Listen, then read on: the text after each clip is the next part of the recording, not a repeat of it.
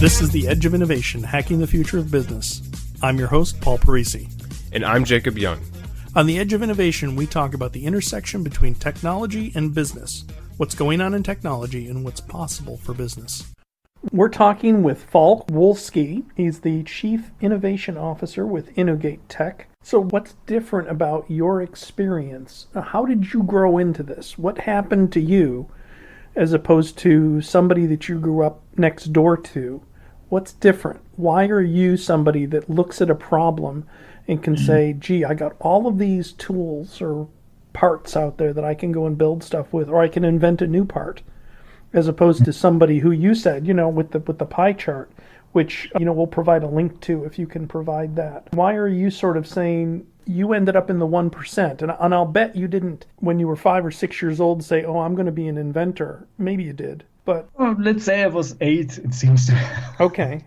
But what's the difference? What's that trigger that makes you want to say, or just see? Because I think that, as I've experienced my own innovation development, I just see things. And I've been eager to talk to people, other innovators and inventors. Why do you see differently? What makes it so obvious to people like you, to people like me? And how do you explain that to other people that don't see it, that don't even see, things that might be obvious? I might say, let's go back to my age of 6 years old. My parents actually gave me very early, pretty heavy books. I was reading Albert Einstein in the, 9th class, so before high school, I might say. But this is nothing extraordinary, I was just interested. But let's go back, I had a lot of books I was reading. So I had an attention span. I could survive a question. I was not being frustrated fast. Mm-hmm. And after my 6 years, I was unbelievable. A lot of time just in the nature. We had a garden outside from our hometown, and I spent kind of every weekend pure in the nature. I was turning everything: stones, animals, grass, trees.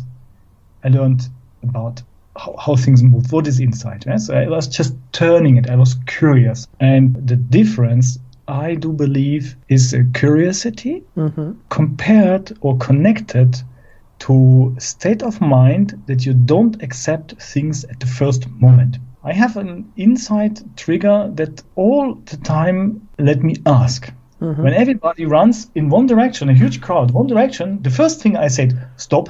Why? Why they run? Maybe it's not good. Maybe it's good. I don't know. Let's look at it. At least have an opinion to it and not simply run. And this question to everything, compared with the curiosity, then leads into the possibility to combine, to make these sparks out of, you have seen a lot and you have read a lot, but you do all of this and honestly without stop. I wake up and the brain starts to work and I go to bed and the brain hardly stops to work. And between that, I swallow again everything what is really interesting. I have also, like you, exchange with a lot of people, but I read also a lot, right? This is kind of 50%, I cannot say, but let's say 20% of my time per day, at least I read. And this in combination, I believe it makes it, for me at least, this curiosity, this kind of, everything's interesting. I want to turn everything, how it was working. I had a lot of technology stuff at home. What I did, actually, I damaged it. I just was I had a screw and all tools, what you need. And I just kind of look inside. What is inside the clock? What is inside the radio? What is inside the electric power? I was hit 7 times by this 220 volt. I've been there myself, yes. Yeah, so it was curious like hell, right? And the good one is I was passionate enough to put things together again that they work. And most people get frustrated fast and they let things in this age damaged. And maybe this is also the point, that this attention span by the early reading, that I could survive frustration and go through and see hope, the possibility things will work again, compared to curiosity, compared to or connected to these re-question things. I don't accept the status quo. And that is maybe the key. Interesting. Now, how did your parents react when you took apart a clock or a radio or something like that? I must say from the point that when I see them now, they're pretty old now, 80 years already and more, they must have an unbelievable patience with me. It seems to me actually there was that time when I was young, there was already 40 something, almost 50. I get adopted, right? They was already pretty old when they get me as a young with 5. Maybe they just said, let him do. Right. And maybe this was the huge chance I had. I had a free space, and I had a free space to try, and it was not cleaning up the room. It was not mess, but it was all full of this technology stuff, and they somehow accepted it. I cannot say they was supporting it, but they accepted it simply. I was not caring maybe too much, or they was smiling. Right. But they did allow me this freedom to have all of this. And I might say, when you all the time clean up behind children, maybe this is bad. Maybe this small mess or this let them do helps exactly too. Well, it sounds like they didn't scold you, which is a big benefit. Yes, I might say yes. Interesting. What was your first recollection of doing something innovative that was beyond just something that was interesting to yourself, but other people paid attention to? No, the very first patent I wrote was virtual acoustic renderer. I was that time selling studio electronics, synthesizers, mixing pulls and all this, because I was DJ, I was young, I loved techno music, boom boom and so on, and so I was soldering a lot of stuff. But then I came to, what is if you can calculate, like in a ray tracer and a 3D rendering, what you can calculate sound. Actually, it was existing somehow to make architecture possible, but not in the effect scene. In the effect scene, we still had the very classic compressors, echoes, delays, and all this stuff. What year was this about? 2000 maybe? Okay. Something like this. Yep. It must be, could be 2000. It was roughly the time when I found my first company, agency. What happened? I got a lot of attention because that time I was employee. So they said, young boy, this is our invention. I said, no, it's my invention. No, they said, no, this is our invention. No, how that? No, because you're an employee. Yes, this is an employee. There is an employee innovation. So I was very angry. You learned an important lesson. So I was a little bit discussing with them. It was very nice to me, gave it to me. I resigned immediately, and since then I'm freelancer. That was really the first time I got recognition about an invention I did. Wow. I mean, that was a pretty big invention in the year 2000 to be able to do that type of modeling. Was not really easy at that time. It was not. And now it comes to curiosity, but a fantastic story to tell. Can you believe? I'm born in the eastern part of the Germany. So actually till my roughly 12, we had no access to modern computers, let's say. Exactly today I shared on my LinkedIn a picture of the computers of Eastern Democratic Republic we had. And I was experimenting on them. I cannot say I'm the super hacker. No, I was just experimenting and trying a little bit, and I was curious. And then we had C64, Commodore, like everyone. And already on C64 I made a lot of music with trackers. And then we had Amiga.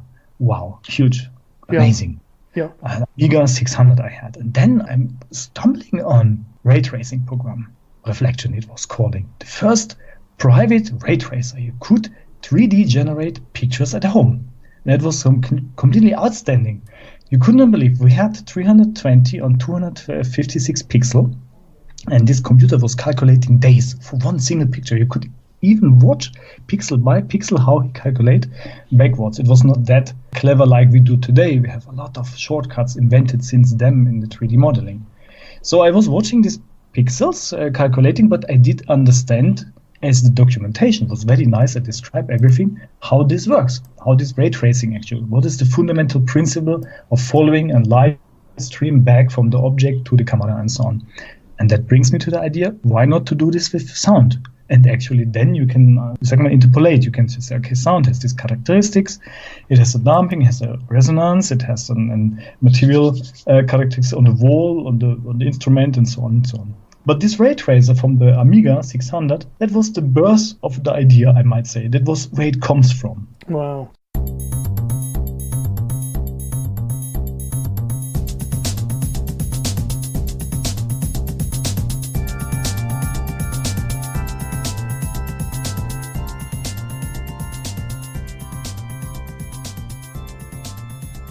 So now, as you started to come up with these technology ideas, you learned that important lesson that you worked for somebody and they said, oh no, we own it. So you started to cross over from ideas to the business side of it to understand that there's a business aspect to it. How did that go, and what did you learn, and what lessons would you say to other people? Because, inventing something is one thing, making money out of it is another thing. That is the pretty hard thing. I completely agree. I had pretty struggling years with everyone, because most likely I started after the dot-com bubble. So all IT things was already suspicious, in Germany especially. So I had hard years with low income, I might say, and was running with my own agency. And I did very classic things. Websites first, corporate design, styling for companies, small programs. Then they asked me, can you do somehow that we can manage the content on the website by itself? Database you need, I can do it, develop. Can I sell something on a website? Yes, I can sell. So I invented e-commerce in this case. I did payment APIs and all this stuff. Very, very classic stuff, right? No innovation here. That was for sure some years. And then it comes to a wonderful thing when we invented this coffee machine. And exactly as you say, this step, we're still struggling. The coffee machine with this treater is a nice thing. And actually, if you do it right, it could be a wonderful thing for brands, for customers, for field service, and so on. Even DeLonghi liked it a lot that time, but wrong timing. It was too early. That time, investors didn't even heard in Germany from IoT. They didn't understand. There was still an e-commerce. There was a lot of rocket internet, and there was a lot of e-commerce stores, and that was the huge invention. So we developed it, we presented it, but we did not land it. We was not able to make something bigger out of it. After 1.5 years, we just gave up. This also could happen, because we was not able to convince people that time how cool is it. As you can imagine, it was 2009. DeLonghi was not stopping on that, and in 2016, they presented product so near to our first prototypes that we was frustrated a lot. But this is the magic of timing. They had a better timing for it than we. Well, I've always said it's not inventing the product, it's being able to sell the product. Exactly. And this is probably before your time, but there was a product called WordPerfect, and WordPerfect was not the better product, but it was sold much better than Word at the time. And the story works out that Word was a better product and eventually got better sales. But it's a fascinating story. If you haven't heard or read about WordPerfect, you should go back and do that more for our listeners. But it's not about, that's really the story between Mac and Windows. I don't know if you're a Mac or a Windows user, but the many people, the Mac ecosystem is very mature, but it has to be sold. And Windows was easier to sell. The most sales I had was actually in all this time till the pen, till 2013 was my brain by this IT stuff, right? I made a lot of solution. I connected systems. I helped people to manage different data stacks they have, and so on and so on. So this was more fundamental, and it was easy to sell because people needed this solution. Products came later. And but exactly as you said, there's a large gap between a technical solution, an idea, or a fundamental new way how to see things, how to sell, how people like this. So I collected in this time valuable experience exactly about this, what I call fundamentals, right? Technology, business model, right? And all this together shapes a product, and not technology itself, not the marketing itself, and so on. So let's get into that a little bit. How do you cross that chasm of selling? Do you see something that a customer has a need for and approach them, or do they approach you, or is it a combination, or how do you talk about that? That's really interesting and fantastic question, and that is the hard part, I might say. Yeah. When we come back to the pen, somehow it happened all in these first 20 minutes. Because I saw the situation, I saw the kid, I saw him struggling, and I do understand it was all about attention, and all our economy is now already about attention. We have a fundamental attention, not problem, but it's in the room, right, the topic. So that was easy, and let's say all it was born in this. The story was there, and the story is what you sell. Now I work already since 1.5 years on the product. It's still a little bit in stealth mode, but it's somehow a redefinition of how we work in working place in the IT sector. And it took me, honestly, 1 year to find a good story for it. Understood what it is. I have seen clear where to go. I was already in a product development with my team, but I was not find a good story, the catch, where you can explain what actually it is and why it is so good. It took me 1 year to find it, and I cannot say when it happens. Somehow, maybe in an airplane, I made let me think, maybe it was even on a back flight from New York. It could be, right? I had 6 hours undisturbed, and I believe I did it in that time. I just opened the PowerPoint, and I start the question, what the hell you will do if you go now to investor? What you will tell him? Sure. And the investor is somehow a little bit of a pre-flight for the customer, because only if you convince investors, you will have enough power to later on tell the story to the client. And investors very critical, so we have just elevate the pitch and it must fit or not. And I believe only by then, by this strong focus to this question, I was able to solve it. And I came actually to the very remarkable and fast thing. Let's save John. And John is the CIO, the Chief Information Officer from big companies. And they have all the same problems. They need to deliver applications to their people. And they have not enough resources or not enough money. So actually the desire for applications is kind of 7 or 10 times higher than John will ever be able to deliver. And so actually we do and develop a system. I mean, low code is nothing new, but we do it in a very nice way. When you actually save, you can develop in 10 times less. So you don't need weeks, you need some days. You need a lot of less people. Instead of 9 in a team, you need 2 people. That's wonderful for an IT budget. But the story behind is, I have very first picture, the John jumping out of the window, right? Mm-hmm. Because it's a big problem. And the next picture is like on the fireworkers, they have some time when they secure people. And that's a nice picture. That's the story, right? When he fall down in this pillow, we blow up for him and he's now safe because, wow, we show him how he can deliver faster the applications. In some way, this get visual, this get tangible, people can understand there's a pain from someone and so on and so on. So you build story on that, but it took me 1 year. Interesting. Well, excellent. We've been talking with Falk Wolsky. He's the Chief Innovation Officer with Innogate Tech, and we've had a great talk about innovation, and there'll be a lot of links in the show notes to both his company and some of the things we've talked about. Well, thank you very much. Thank you very much. It was a pleasure to talk to you. Oh, good to talk to you too.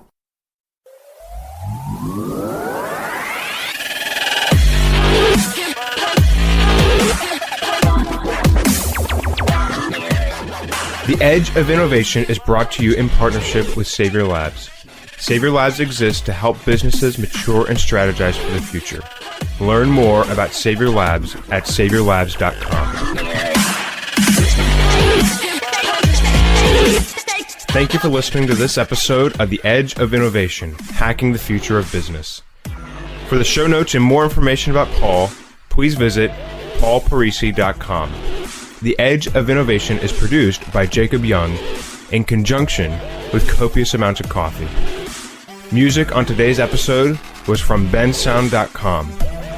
Paul can be found on Twitter at pdparisi and on LinkedIn at linkedin.com/pdparisi. This episode, like all our episodes, is transcribed and available at paulparisi.com. Thanks for listening, and we'll see you next week.